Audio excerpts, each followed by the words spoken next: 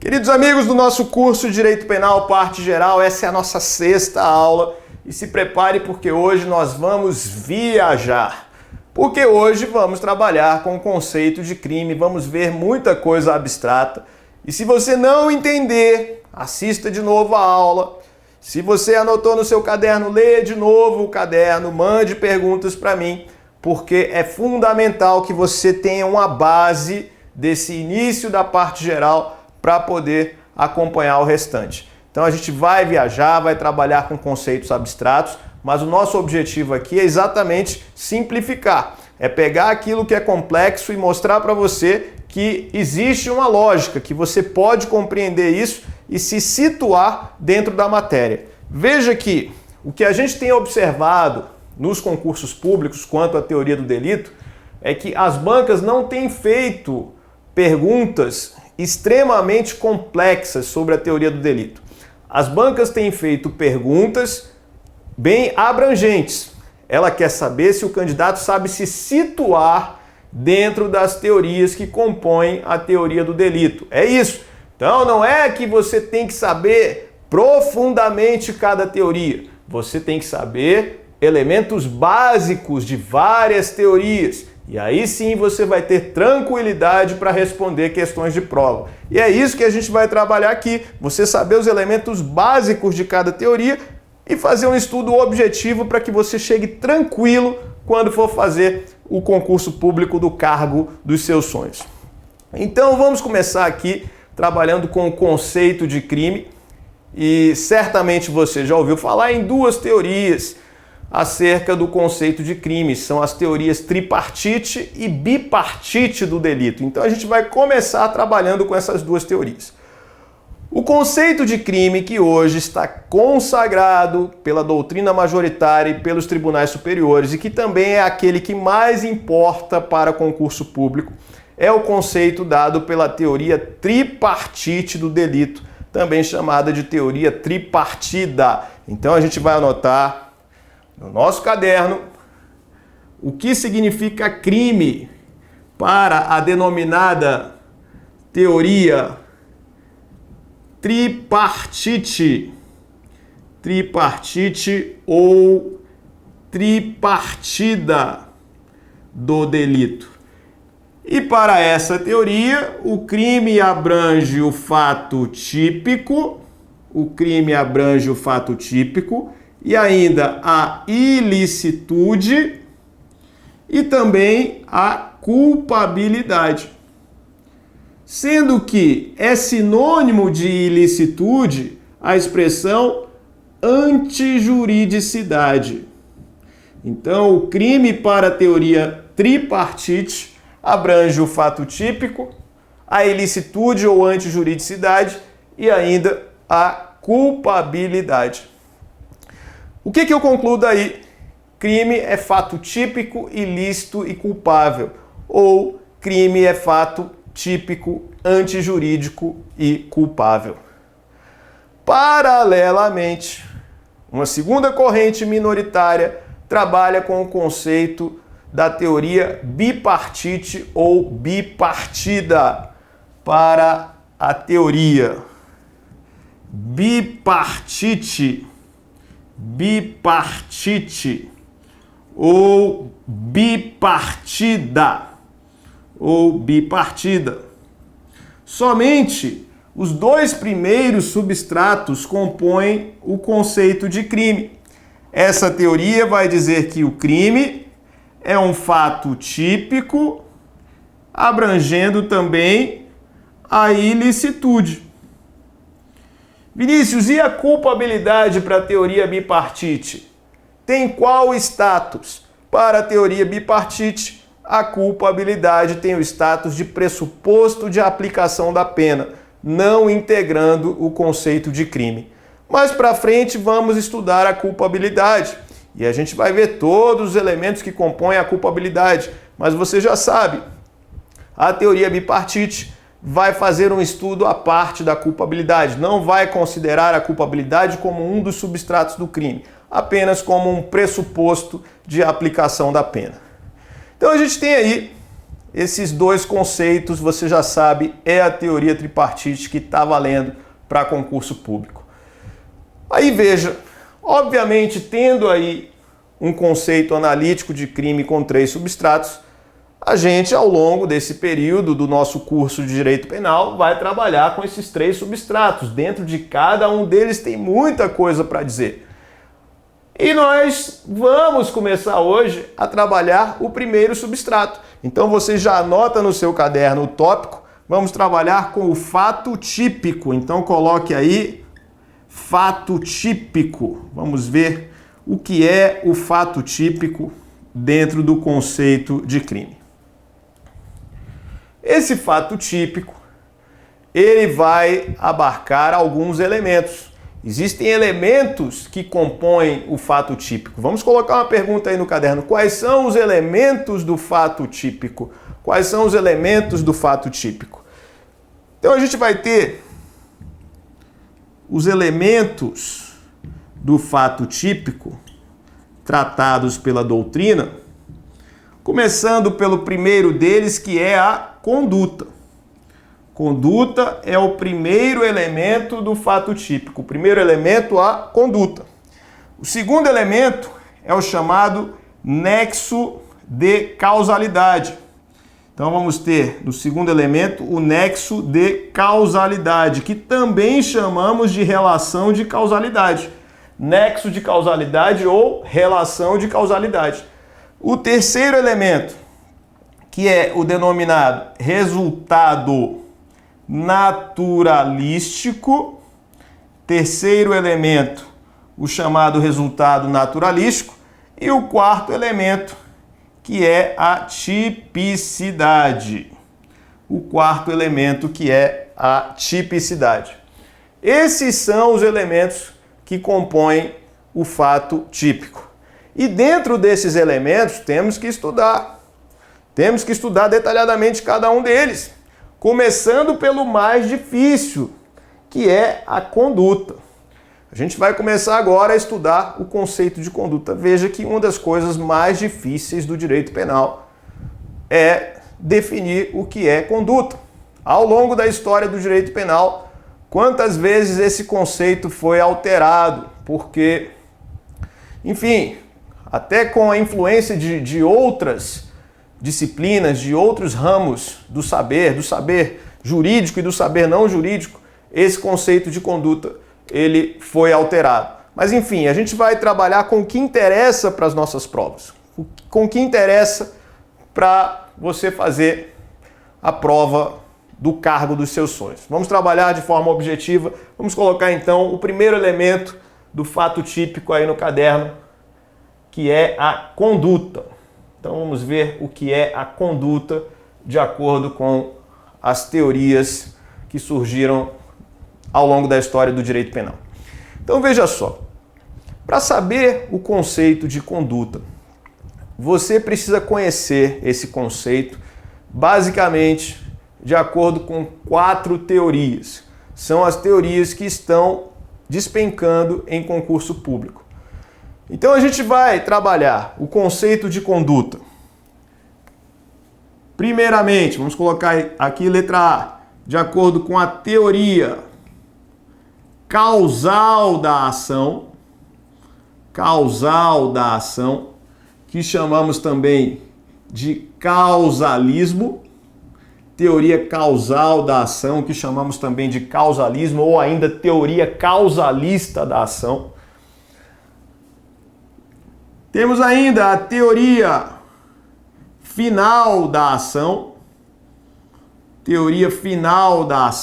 que chamamos também de finalismo, ou ainda teoria finalista da ação.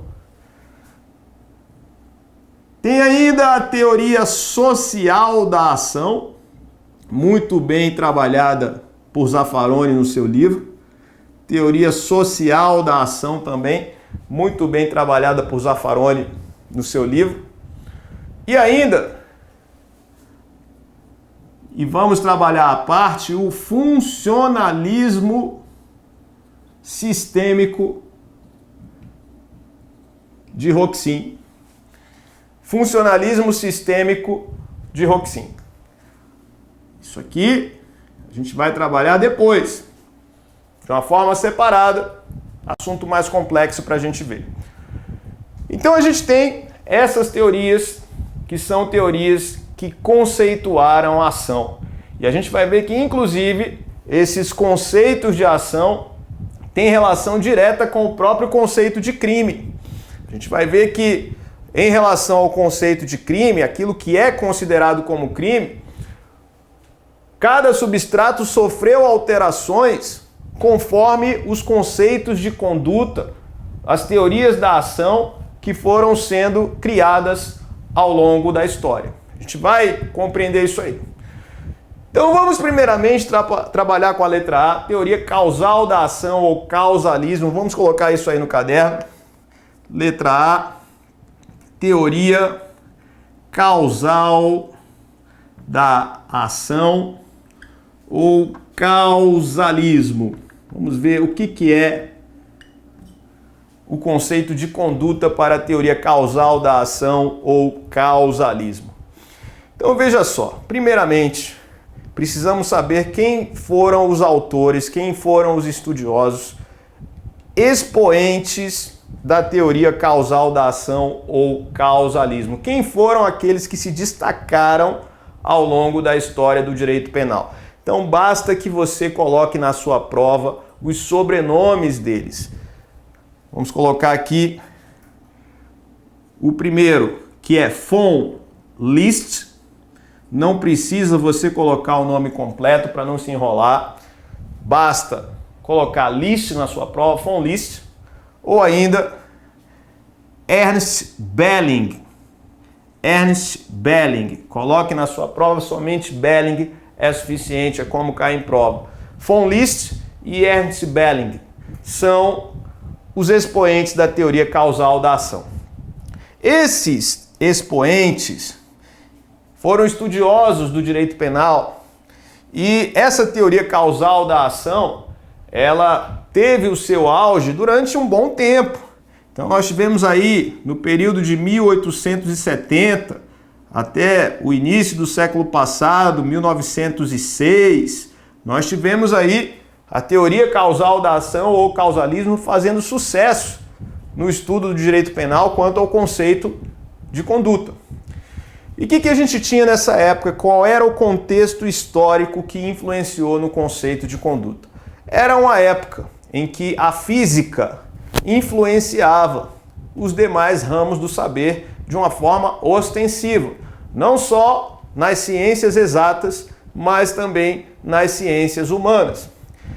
E aí, List e Belling quiseram criar um conceito de conduta que estava relacionado com experiências científicas.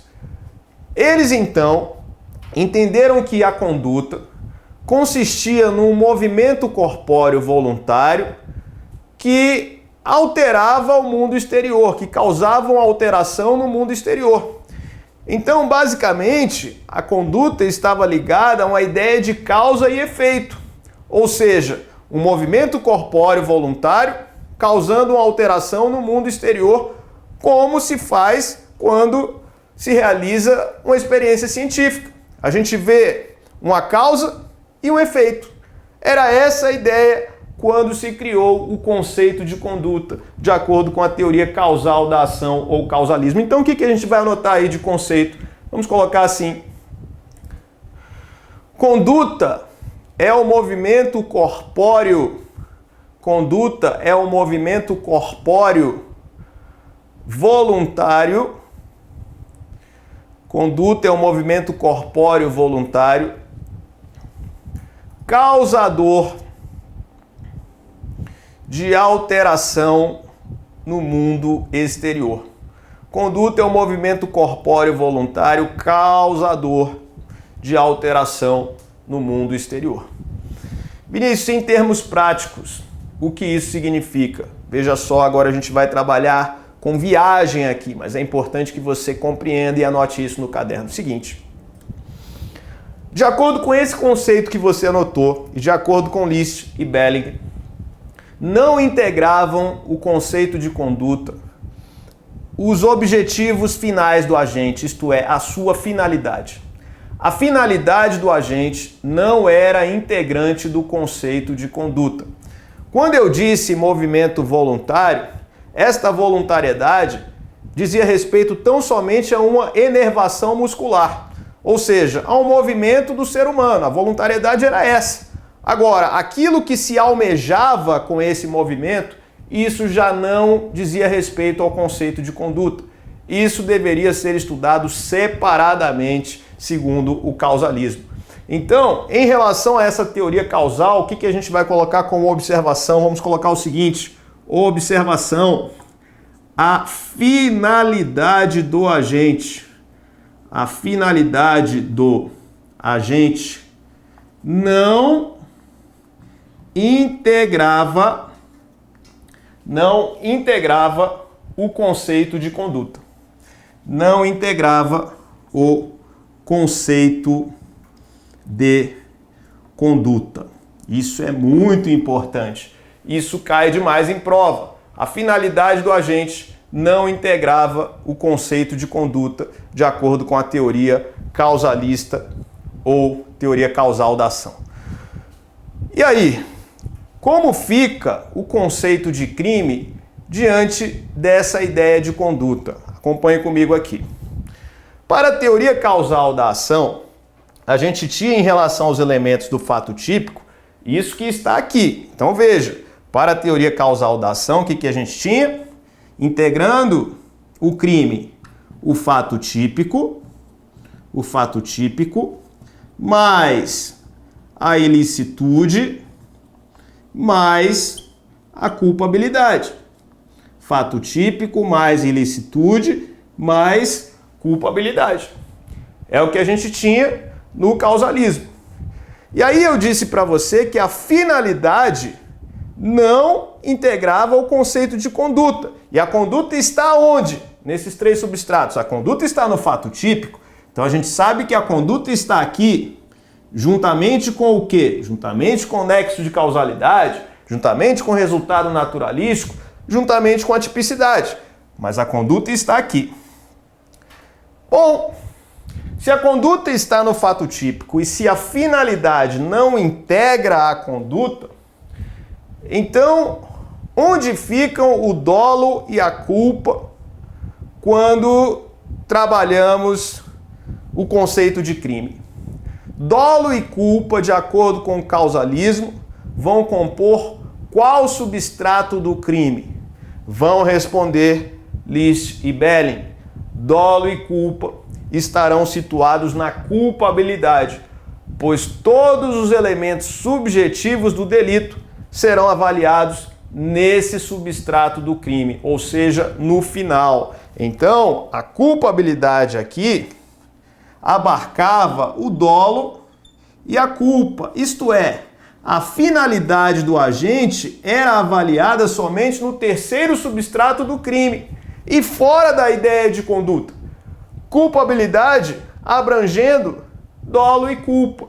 E ainda no dolo e culpa, a gente tem aí exatamente a finalidade do agente sendo estudada. Dentro da culpabilidade estava ainda a imputabilidade, que você sabe, hoje, pelo finalismo, é um dos elementos da culpabilidade, mas já no causalismo trabalhava-se com a ideia de imputabilidade como elemento da culpabilidade. Em suma, no causalismo, o fato típico era composto tão somente por elementos objetivos. Eu não trabalhava aqui com finalidade, não trabalhava com a capacidade psíquica do agente. Aqui, inclusive, essa ideia de voluntariedade que eu disse para você quando eu coloquei aí o conceito no seu caderno, essa ideia de voluntariedade indica uma vontade cega, uma vontade que não está ligada aos fins almejados pelo agente. Aqui estamos falando de uma mera enervação muscular. Não quero saber o objetivo, a finalidade com aquele movimento corpóreo. Então, você sabendo isso sobre o causalismo já está sabendo muita coisa. No causalismo, temos aqui os elementos subjetivos trabalhados no âmbito da culpabilidade. No âmbito do fato típico, eu vou trabalhar com elementos objetivos. Então, alguns autores chegam a fazer uma comparação de que é como se, no âmbito aqui da conduta, um observador externo tirasse várias fotografias com um movimento corpóreo sendo realizado e um resultado naturalístico sendo causado. E aí, com isso, com essas fotografias sendo tiradas e eu vendo que aquele movimento corpóreo foi o que causou a alteração no mundo exterior, posso dizer então que houve uma conduta. Posso dizer que houve uma conduta de acordo com a teoria causalista ou teoria causal da ação. Entendeu isso aí? Isso, de fato, é muito, muito importante para o entendimento da teoria do delito. Então, a gente tem, no fato típico, a previsão de conduta, nexo de causalidade, resultado naturalístico e ainda a tipicidade. E em relação à culpabilidade, eu tenho os elementos subjetivos. Em relação à culpabilidade, eu tenho dolo e culpa e tenho ainda a imputabilidade. Teoria causal da ação. Vinícius, e por que essa teoria caiu? Porque ela sofreu muitas críticas ao longo do tempo. E aí ela foi superada por outras teorias que tinham mais lógica, mais argumentos. Por que a teoria causalista caiu? Primeiramente, acompanhe comigo o raciocínio. Se eu estou dizendo que conduta é um movimento corpóreo que causa alteração no mundo exterior, então eu ignorei os crimes omissivos. Se eu estou dizendo que a conduta é um movimento corpóreo que causa alteração no mundo exterior, eu então ignorei os crimes omissivos. Então, essa foi uma crítica veemente feita à teoria causal da ação. A teoria causal da ação ignora o crime omissivo. Porque a omissão nada mais é do que uma distensão muscular. E aí eu não posso enquadrar essa distensão muscular dentro do conceito de conduta, quando o conceito de conduta trata de um movimento corpóreo que causa uma alteração no mundo exterior como uma relação de causa e efeito. Então foi a primeira crítica. Uma outra crítica que foi feita à teoria causal da ação diz respeito aos crimes de mera conduta, aqueles crimes que não causam resultado naturalístico. Se eu coloco a alteração no mundo exterior como algo necessário ao conceito de conduta, como então eu explico, como eu vou explicar o crime de mera conduta quando no crime de mera conduta não existe resultado naturalístico? Então, foi uma segunda crítica que acabou aí por colocar uma pá de cal praticamente na teoria causal da ação ou causalismo, de modo que hoje são raríssimos os estudiosos do direito penal que ainda sustentam alguma coisa da teoria causal. Vale hoje a teoria finalista, é o que mais se espalha no mundo hoje, dentre aqueles que estudam no direito penal, notadamente aqui no Brasil. Na Europa já tem muita coisa diferente, mas aqui no Brasil a gente ainda continua trabalhando com a ideia de finalismo ou teoria final da ação. Bacana isso? Então, nesse primeiro bloco, a gente vai ficar por aqui para não embolar o meio de campo, porque depois vem coisa mais difícil, vamos separar direitinho. Teoria causalista, você já sabe o conceito de conduta, então você já está sabendo muita coisa aí. Vontade cega, elementos subjetivos analisados no âmbito da culpabilidade, críticas que foram feitas à teoria causal ou causalista, que acabaram fazendo com que ela ficasse hoje obsoleta. E aí no segundo bloco a gente vai ver a teoria que superou a teoria causal. Vamos trabalhar com a teoria final ou teoria finalista da ação. Até a parte 2.